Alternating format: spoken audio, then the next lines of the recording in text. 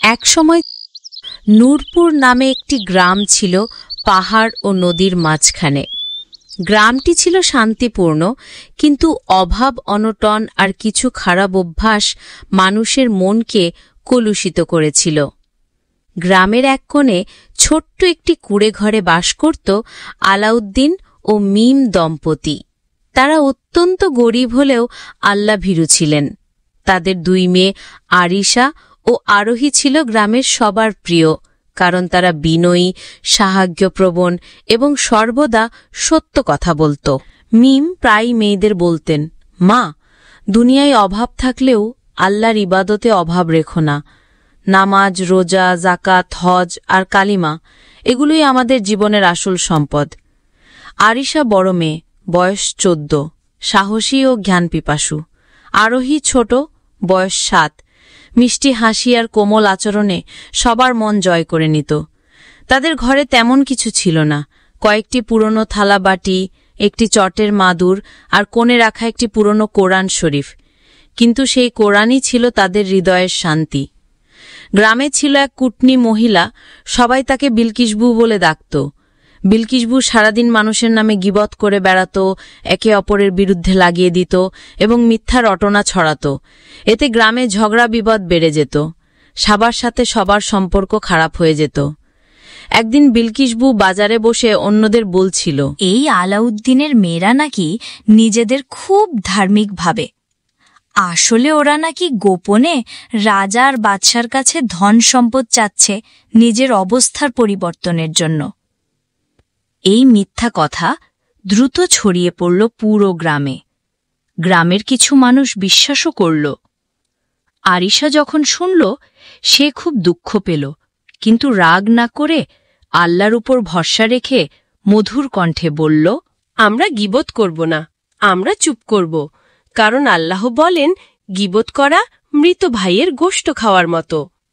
নূরপুরের রাজা সালমান ছিলেন ন্যায়পরায়ণ, কিন্তু মন্ত্রীদের মধ্যে কেউ কেউ দুর্নীতিগ্রস্ত ছিল।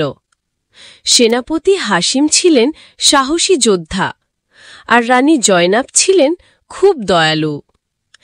একদিন রাজার কাছে খবর গেল, সীমান্তের দিকে শত্রুদের তৎপরতা বেড়েছে।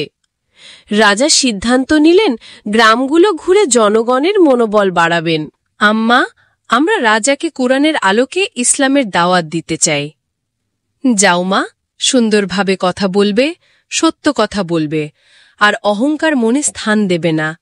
আল্লাহর কাছে দোয়া করি রাজা যেন ইসলামের দাওয়াত কবুল করেন। রাজা যখন নূরপুরে এলেন, তখন মেয়েরা এগিয়ে গিয়ে বলল, মহারাজ, ইসলাম আমাদের শিখিয়েছে নেতা ও প্রজা সবাইকে আল্লাহর সামনে জবাবদিহি করতে হবে। ন্যায় বিচার না থাকলে রাজ্য ধ্বংস হয়। ঘোড়ার গাড়িতে বসে থাকা অবস্থায় রাজা বিস্মিত হলেন তাদের জ্ঞান দেখে। রানী জয়নব মুচকি হেসে বললেন, তোমাদের কথা হৃদয় ছুঁয়ে গেল। এক রাতে গ্রামের পাশে সরু পথ দিয়ে ডাকাতের দল এলো। তারা আলাউদ্দিনার ঘরে ঢুকে যা ছিল সবকিছু ডাকাতি করে নিয়ে গেল। আরিশা ও আরোহীর মা মিম কাঁদছিলেন। আরিশা আর আরোহী চুপচাপ বসে বলছিল, ইন্না লিল্লাহি ও ইন্না ইলাইহি রাজিউন। আল্লাহ পরীক্ষা করছেন আমাদের। পরদিন বিলকিসবু সহ গ্রামের কিছু মহিলারা মজা করে বলল, দেখো, বেশি ধার্মিক হলে কি হয়, আল্লাহ নাকি তাদের সাহায্য করেন, অথচ আজ সব লুট হয়ে গেল। গ্রামের কিছু লোক হাসল, কিন্তু আরিশা বলল, বিলকিসবু, আল্লাহ ধৈর্যশীলদের ভালোবাসেন। হয়তো এ কষ্টের পেছনে মহান আল্লাহর অশেষ রহমত আছে। খুব কষ্টে তাদের দিন কেটে যাচ্ছিল, খেয়ে না খেয়ে। আরিশা ও আরোহী প্রতিদিন ফজরের পর গ্রামের মানুষের বাড়ি বাড়ি গিয়ে মানুষকে নামাজের কথা বলত, রমজানের রোজা রাখার গুরুত্ব বুঝাত, জাকাতের মাধ্যমে দরিদ্রদের সাহায্যের কথা বলত এবং হজ্জের ফজিলত শোনাত। তারা সবাইকে বলত, ইসলামের 5টি স্তম্ভ ছাড়া মুসলিমের জীবন পূর্ণ হয় না। 1. কালিমা শাহাদাত। 2. সালাত বা নামাজ। 3. সাওম বা রোজা। 4 জাকাত, 5 হজ।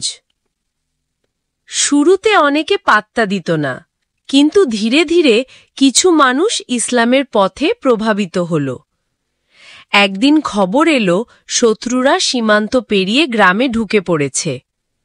রাজা সালমান সেনাপতি হাসিম ও সৈন্যদের সাথে নিয়ে যুদ্ধের প্রস্তুতি নিলেন। সেনাপতি আরিশার বাবা আলাউদ্দিনের কাছে এসে বললেন, আমরা যুদ্ধের জন্য দোয়া চাই। আমরা পুরো গ্রামকে একত্রিত করব, তারা সবাই দোয়া করবে এবং যুদ্ধে আপনাদের সাথে অংশগ্রহণ করবে। এক পর্যায়ে শত্রুদের পরাজিত করে যুদ্ধের রাজা জয়লাভ করলেন। তিনি ফিরে এসে গ্রামবাসীকে ধন্যবাদ জানালেন এবং আরিশা ও আরোহীকে বললেন, তোমরা নূরপুরের গর্ব। আলহামদুলিল্লাহ, এ তো আল্লাহর রহমত। আল্লাহ, তুমি আমাদের ইসলামের পথে কবুল করে নাও আর গীবত থেকে আমাদের হেফাজত করো। বিলকিসবু এই দৃশ্য দেখে কেঁদে ফেলল। সে বলল, আমি এতদিন গীবত করে পাপ করেছি, আজ বুঝলাম আল্লাহ গীবতকারীদের পছন্দ করেন না। সেই সবার কাছে ক্ষমা চাইল। আরিশা ও আরোহীর হাত ধরে বলল, আমাকেও ইসলামী পথে চলতে শেখাও সোনামণিরা। তওবা করো, নামাজ শুরু করো এবং অন্যের ভালো দিকগুলো মনে রাখো। মহান আল্লাহ নিশ্চয়ই তোমাকে মাফ করে দিবেন। বিলকিসবু তওবা করল এবং সত্যিকার অর্থে বদলে গেল।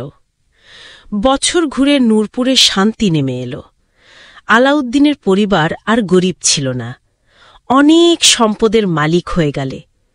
কিন্তু তারা আগের মতোই বিনয় ও ধর্মপরায়ণ রইল। গ্রামের সবাই মিলে ঈদ উদযাপন করত, জাকাত দিত, রমজানে একসাথে ইফতার করত। আরিশা ও আরোহী গ্রামকে শিক্ষা দিল, ধন সম্পদ নয়, আসল সম্পদ হল ঈমান। নৈতিক শিক্ষা। আল্লাহ ধৈর্যশীলদের পুরস্কৃত করেন। গীবত বড় পাপ, কিন্তু তওবা করলে আল্লাহ ক্ষমা করেন। ইসলামের 5টি স্তম্ভ মুসলিম জীবনের মূল ভিত্তি।